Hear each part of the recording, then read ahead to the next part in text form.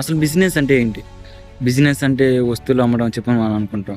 Profit, sales, customers, marketing etcetera. అసలు నిజంగా business అంటే ఏంటి? సింపుల్గా చెప్పాలంటే ఒక వ్యక్తికి ఉన్న ప్రాబ్లం గురించి దాని సొల్యూషన్ ఇచ్చి దానికి బదులుగా మనీ ఎర్న్ చేయడం బిజినెస్. ఒక చిన్న ఎగ్జాంపుల్ చూద్దాం. మనకి ఆకలిగా ఉంది, రెస్టారెంట్ మన ప్రాబ్లంకి సొల్యూషన్ ఇస్తుంది. ఫుడ్. మనం కొత్త డ్రెస్ కావాలి, క్లాతింగ్ షాప్ మన ప్రాబ్లంకి సొల్యూషన్ ఇస్తుంది. మన ఇంట్లో ఏదైనా రిపేర్ కావాలి, టెక్నీషియన్ మన ప్రాబ్లంకి సొల్యూషన్ ఇస్తాడు. అంటే బిజినెస్లో మొదటి విషయం ప్రోడక్ట్ కాదు, ప్రాబ్లం.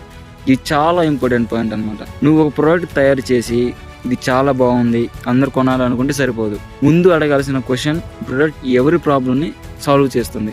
ఇదే బిజినెస్ థింకింగ్ అనమాట. వీటి విషయాల్లో చాలా మనం మిస్టేక్స్ చేస్తూ ఉంటాం. ఇప్పుడు రెండో విషయానికి వస్తే, మన ప్రోడక్ట్ని అందరూ కొనరు. ఉదాహరణకు 2000 వర్త్ చేసే షర్టు 500 బడ్జెట్లో షర్టు కొనాలనుకున్న కస్టమర్కి అది అవసరం లేదు. అందుకే మన కస్టమర్ ఎవరో తెలుసుకోవాలి ఫస్ట్. వాళ్ళ ఏజ్ ఎంత, వాళ్ళ బడ్జెట్ ఎంత, వాళ్ళకి ఏ స్టైల్ ఇష్టం, వాళ్ళ ప్రాబ్లం ఏంటి. ఇవి తెలుసుకుంటే మన ప్రోడక్ట్ని ఎలా సేల్ చేయాలో అర్థమవుతుంది. మూడో విషయానికి వస్తే ప్రాఫిట్. సేల్స్ వచ్చాయంటే బిజినెస్ సక్సెస్ఫుల్ అయిపోతుందని కాదు. ఒక షర్ట్ని 500 కొనుగోలు చేసి 700కి అమ్మాం, 200 ప్రాఫిట్ వచ్చింది.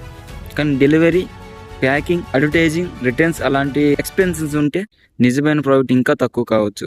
అందుకే బిజినెస్లో సేల్స్ అండ్ ప్రాఫిట్. మనకు ఈ రెండింటి విషయాల్లో డిఫరెన్స్ అర్థం కావాలా. చివరిగా మూడో విషయం స్కేల్. ఒక కస్టమర్కి ప్రోడక్ట్ అమ్మడం బిజినెస్.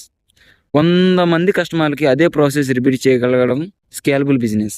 అందుకే ఎంటర్‌ప్రెన్యూర్ కేవలం పని చేసేవాడు కాదు, పని చేసే సిస్టమ్ని బిల్డ్ చేసేవాడు. బిజినెస్ స్టార్ట్ చేయాలనుకుంటే ముందుగా ప్రోడక్ట్ గురించి ఆలోచించకుండా ప్రాబ్లం గురించి ఆలోచిద్దాం.